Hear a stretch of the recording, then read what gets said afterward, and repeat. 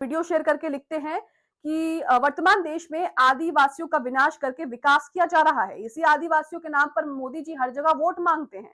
इस बार प्रधानमंत्री नरेंद्र मोदी ने बिरसा मुंडा जयंती को राष्ट्रीय जनजाति गौरव दिवस के रूप में मनाया। मोदी जी को ज्ञात होना चाहिए कि बिरसा मुंडा जल जंगल जमीन की रक्षा के लिए अंग्रेजों से लड़े थे, लेकिन आज उसी जल जंगल जमीन को आपकी सरकार जो है व्यापक स्तर पर लूट रही है। प्रधानमंत्री नरेंद्र मोदी धरती अंबा बिरसा मुंडा तो जल जंगल जमीन को अपना देवता मानकर पूजते थे। आज उसी जंगल जमीन को आप संसाधन मानकर उद्योगपति के हवाले कर रहे हैं, उसे नीलाम कर रहे हैं। बिरसा मुंडा के विचारों और आपके विचारों में जमीन आसमान का अंतर है। ये हकीकत है, उनके जंगल, उनकी जमीन, उनके हक, उनकी जायदाद जो है उनसे छीनी जा रही है बिना उनकी अनुमति के, और उन्हीं की जमीन पर उन्हें मारा जा रहा है, उन्हें पीटा जा रहा है, आंसू गैस के गोले जो है वो उन पर दागे जा रहे हैं। तो ये हकीकत है।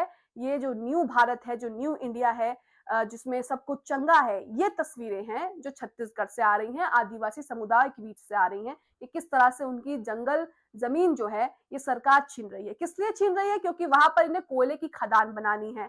अब ऐसी क्या जरूरत आन पड़ी कि जो लोग अपने जंगल जमीन नहीं देना चाहते, आप उनकी जमीन छीन करके जो है उन पर लाठीचार्ज करके खदान बना रहे हैं। जरूरत तो है, क्योंकि पीछे से दोस्त ने कह दिया है कि भाई मुझे वो जमीन चाहिए, तो भाई जमीन आसमान जो है वो एक करना ही पड़ेगा।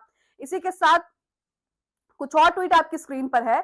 यहाँ पर देखिए, कुछ लोग तो कह रहे हैं कि अंग्रेजी हुकूमत से ज्यादा खतरनाक मोदी सरकार की हुकूमत है, क्योंकि अंग्रेज तो अपने नहीं थे। अंग्रेज तो बाहर से आकर हम पर राज कर रहे थे, हम पर जो है लाठियां बरसा रहे थे, हम पर गुलामी का हमसे गुलामी करवा रहे थे। लेकिन ये तो अपने ही लोग हैं, अपने ही देश के लोग हैं। है कि जंगल बचाने के लिए नहीं बल्कि उजाड़ने के लिए 1500 पुलिस वाले वहां पर तैनात हैं। सिंगरौली कोल ब्लॉक के लिए कटेंगे 6 लाख पेड़। जो विरोध कर रहा है उसी पर एफआईआर हो रही है।